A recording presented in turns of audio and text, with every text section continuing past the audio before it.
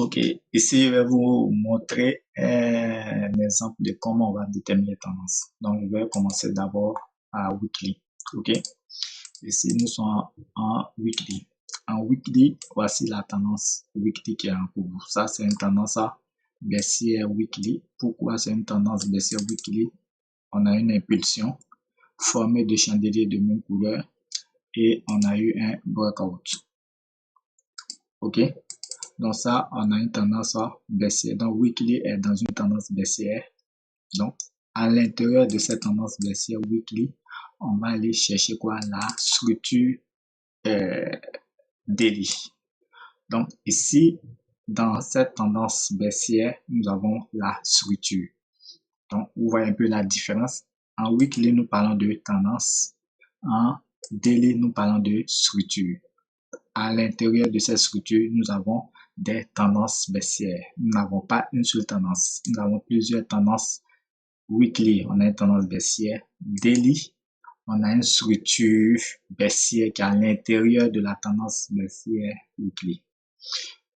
Ici, nous avons la tendance daily qui est ici.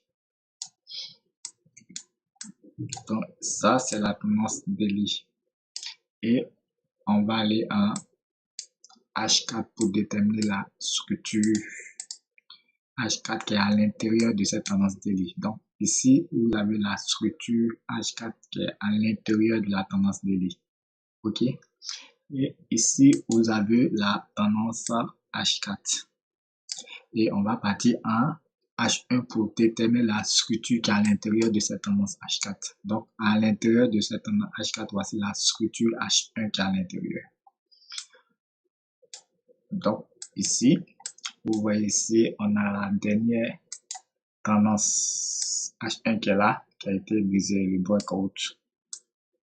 Donc, après le breakout, comme vous voyez les différentes cases, on a là, ça c'est le H4. Donc, je vais marquer pour vous aider à comprendre. Donc, ici, c'est la tendance H4. Ici, c'est la tendance daily. Et ici, c'est la tendance weekly. OK? Pour que la tendance weekly puisse faire son retracement, la tendance daily H1 d'abord change. Breakout. La tendance H1 vient de prendre fin. Lorsque la tendance H1 prend fin, on sont obligés d'arriver quoi? Sur ce niveau. On peut ici, on observe ce que le marché va faire. Si la tendance brise ce niveau, on a un breakout H4. Donc, soit attendre à faire un pullback, ok, et atteindre le niveau de la tendance daily.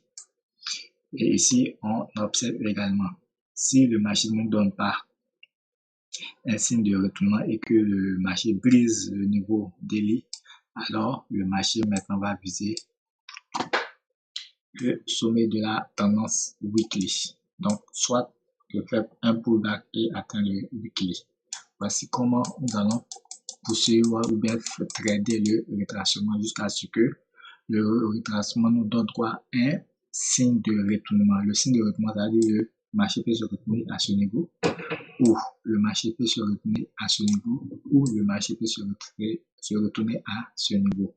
Mais tout va dépendre. Si nous sommes en daily, pour que le marché se retourne, il faudrait que la dernière tendance H4 qui va venir ici, il faudrait que la dernière tendance change. Si c'est par rapport à ce niveau qui est la tendance H4, il faudrait que la dernière tendance H1 qui va arriver sur le niveau, il faudrait que la dernière tendance H1 change. À partir de là, le marché va baisser. OK?